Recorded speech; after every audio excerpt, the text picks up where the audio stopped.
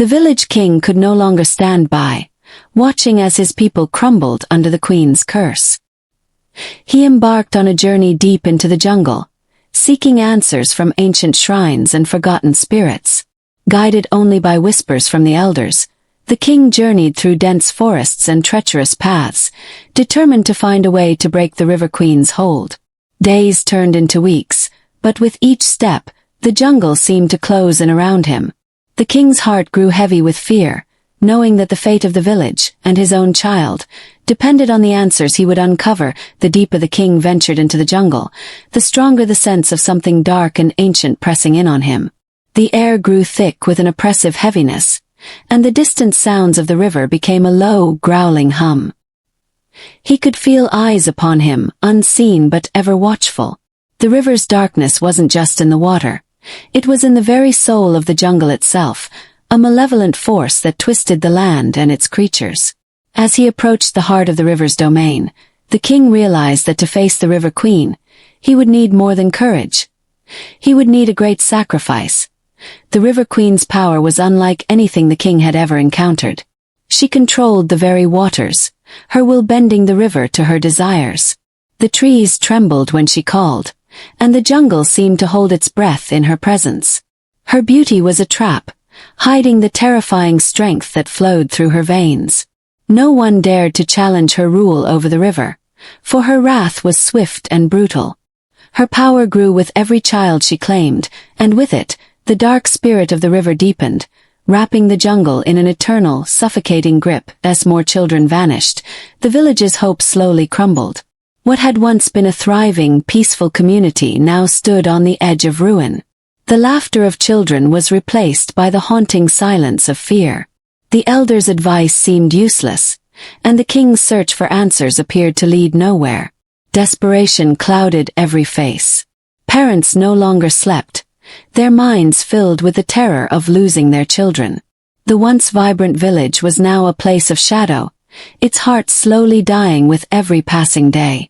The people felt helpless, knowing that the River Queen's hunger was insatiable and endless. The jungle was alive with whispers, and the spirits that haunted the river were not mere myths. They were real, and they served the River Queen. Dark shadows moved beneath the water, their forms barely visible to the naked eye, but their presence was undeniable. These spirits were once protectors of the land, but now they were twisted, bound to the Queen's curse. Their eerie cries echoed through the jungle, urging the Queen onward, guiding her to her next victim. The villagers spoke of them in hushed tones, for to see these spirits meant that the river's hunger was near. It began as a soft, innocent laughter, echoing through the jungle as children played near the river's edge. But suddenly the air shifted. The laughter turned to screams, loud, blood-curdling cries that sent waves of panic through the village. The children's faces twisted with terror as the river seemed to swallow them whole. The water churned violently, pulling them under. The villagers rushed to the riverbank, but the children were gone, lost to the River Queen's insatiable hunger. The sound of the screams lingered in the air long after, a haunting reminder of the Queen's power over their lives. At the heart of the river, where the water was deepest and the shadows darkest, stood the Queen's throne. It was not a throne of gold or stone, but one carved from twisted roots, dark wood, and the bones of creatures long forgotten. It sat high on a cliff overlooking the churning waters, a place of dreadful beauty. The River Queen would sit upon it, her cold eyes watching the jungle below, ruling over both the land and the souls trapped in her curse. Her throne was a symbol of her dominion, where her power grew stronger with every soul claimed. The river's call was hypnotic, drawing anyone who heard it toward the water's edge. It was a sound like no other, soft yet urgent, as though the river itself were whispering secrets of the deep. The villagers knew it well. It called to the children, luring them into the depths with promises of adventure and hidden treasures. But the truth was far darker. The river's calling was a trap, and anyone who followed it would be lost forever. The Queen's voice flowed through the water, a deadly siren song that no one could resist once it had begun to sing. A strange sickness began to spread through the village, causing fear and unrest. At first, it seemed like nothing more than an illness, with children growing weak and feverish. But as the days passed, it became clear that something darker was at play. The sickness drained the life from those who caught it, leaving them pale and listless. The elders whispered that the queen's curse had seeped into the very air, her darkness infecting everyone around her. No one could escape its reach. The village, once full of vitality, now seemed to wither. Just like the children she had claimed when night fell, the River Queen's eyes would glow with an eerie red light, piercing through the darkness. They were the only sign of her presence, her gaze searching for the next child to claim. The villagers spoke of it in hushed tones, terrified of seeing those glowing eyes watching them from the river's edge. The glow was not just a physical light. It was a beacon, drawing in the innocent and vulnerable.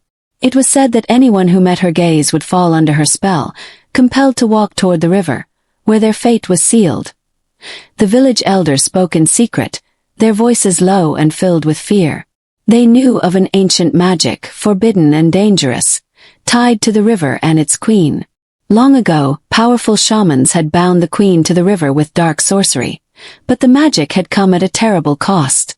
Now, the queen's hunger could never be satisfied, and each year, she would claim more lives to feed the curse. The elders feared that only a counter-curse, even darker than the first, could stop her, but such magic came at a price that no one dared to pay. The river's waters were no longer a source of life. They had become a reflection of the queen's twisted power. Once clear and flowing, they had turned dark and murky, as though the very soul of the river had been corrupted. The water moved with a sinister current, pulling anything that came too close into its depths. The villagers could see strange shapes moving beneath the surface, shadows of the lost children who had been claimed by the queen. Those who dared touch the water spoke of an unnatural cold, as if the river itself was alive and watching, waiting every night. The village fell into an uneasy slumber, its people too frightened to sleep soundly. Parents would keep watch, listening for the sound of the river's call, a reminder that the River Queen's curse was always near. The children huddled close to their mothers, and even the bravest men could not shake the feeling that something watched from the shadows. The village had become a place of restless fear, where even the moonlight seemed to carry a sense of doom. Each passing night felt like a countdown to when the queen would claim yet another soul from their midst. One night, as the moon hung heavy in the sky, a mother stood by the river, her heart breaking with despair. Her child had been taken, pulled into the river's depths by the queen's call. With tears streaming down her face, she cried out to the river, begging for mercy. She pleaded with the River Queen, offering anything to have her child returned. Her voice broke with sorrow, but the river responded only with silence, cold and unfeeling. The villagers watched in horror, knowing that the queen's thirst could never be sated by anything less than the blood of innocence. Deep in the jungle, the spirits of the land stirred. Ancient and wise, they had long protected the forest, but now, with the River Queen's curse spreading, their voices became restless. One by one, the spirits whispered their warnings to those who could hear, those brave enough to listen. They spoke of an old magic that could weaken the queen's power. Hidden deep within the jungle, the spirits could guide the village to the cure, but only if someone dared to face the darkness and challenge the river's hold. The jungle spirits were the last hope, but their help came with great risk. Amidst the chaos of the river's terror, one child remained. A tiny girl named Nia, too young to understand the horrors that had claimed so many, was the last to be spared. Her mother, a fierce protector, had hidden her away, keeping her safe from the queen's call. Nia's innocent laughter echoed in the empty village, a painful reminder of what had been lost. The villagers, torn between hope and despair, saw her as a symbol of their final chance to save themselves. But the queen's hunger would not wait, and Nia's fate was now intertwined with the village's survival. Long before the village knew her name, the River Queen had claimed her first victim. A young boy named Kwame had wandered too close to the water, drawn by its hypnotic shimmer. The river's dark waters wrapped around him like a cold embrace, pulling him under. His screams echoed in the night, but they were swallowed by the river's depths. The villagers had heard of strange disappearances in distant lands, but none had imagined it could reach them. From that day, the queen's hunger grew, and the river became a cursed place, a reminder that she was always watching, waiting. The mystery of the vanishing children baffled the village. Every time a child disappeared, no one could explain how or why. Some said it was the River Queen's will, while others whispered of dark spirits that walked the jungle, claiming innocent lives. No one dared to go near the river after dusk, but still, children were drawn to it. Their disappearances were as sudden as they were silent. The village lived in fear, unsure of how to stop the queen's hunger. Each loss felt like a piece of their soul slipping away into the dark, unyielding river. The king's heart was heavy with fear as he watched his people suffer. His own child had nearly fallen victim to the queen's curse, and his dreams were haunted by the faces of the missing children.